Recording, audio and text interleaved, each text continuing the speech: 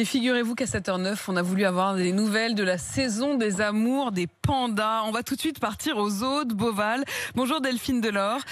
Vous êtes directrice générale du zoo.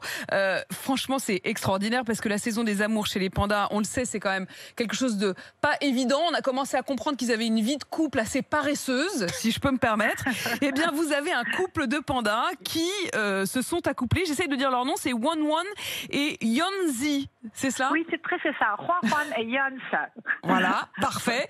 Alors voilà, vous avez, c'est presque comme les rois et reines de l'ancien temps où on voulait savoir absolument toute leur vie privée. Bah, vous les observez et donc ça y est, ils se sont accouplés. Oui, ça y est, ils se sont accouplés et ça, c'est vraiment une excellente nouvelle. D'abord parce que Madame Panda, c'est une fois par an, une seule fois par an. Donc, si on rate le moment, c'est un petit peu ennuyeux. Donc là, évidemment, elle est très surveillée. On a tout un tas de recherches autour. Nos vétérinaires sont à leur chevet. Et puis, on le sait, en dosant les hormones et surtout en observant son comportement. Et puis, elle montrait plein de signes. Elle allait près de Johan. Il faut savoir qu'ils sont séparés. C'est une espèce qui est solitaire et qui ne pourrait pas vivre ensemble. Ils se battraient. Donc, on les met ensemble qu'une fois par an, à ce moment-là, sous haute surveillance, parce que ce sont des ours de 100 kilos, donc c'est quand même des animaux un petit peu dangereux. Et ça s'est très bien passé. Et ça, c'est vraiment une excellente nouvelle pour l'espèce.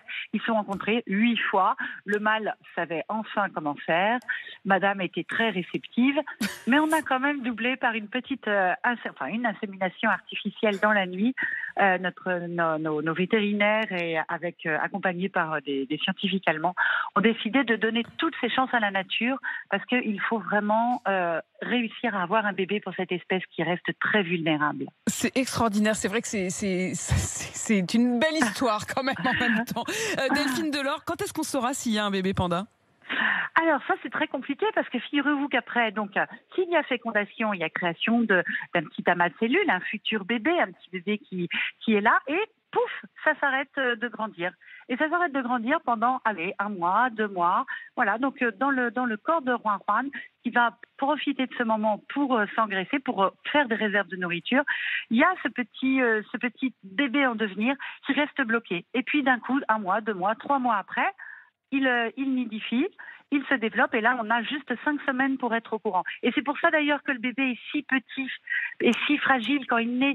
Il fait 120 grammes pour une maman qui pèse 80 kilos. C'est très injuste, personnellement, je trouve ça très injuste.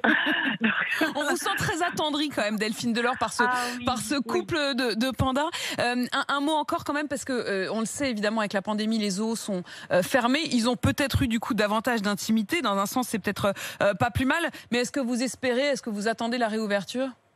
Bien sûr, on attend la réouverture, mais comme tout le monde en France, nous on est en plus des parcs de plein air, on est les jardins sont ouverts. Pourquoi pas les parcs zoologiques? Les gens se promènent dans la nature. Ils ont besoin de cette reconnexion à la nature, de revenir voir, se plonger dans le réel. On voit bien qu'on n'en peut plus d'être derrière nos écrans. Le plus beau documentaire ne remplacera pas une visite en vrai, cette volonté d'aller se promener dans la nature. Oui, même si on adore vous suivre aussi vos aventures à la télévision. Merci beaucoup de nous avoir donné donc des nouvelles, Delphine Delors. Vous êtes directrice générale associée du zoo de Beauval. Et en effet, on se dit confiné à l'extérieur, pourquoi pas effectivement dans les zoos. Merci de nous avoir donné des nouvelles de Wan Wan et Yanzi. 7h13 sur RMC.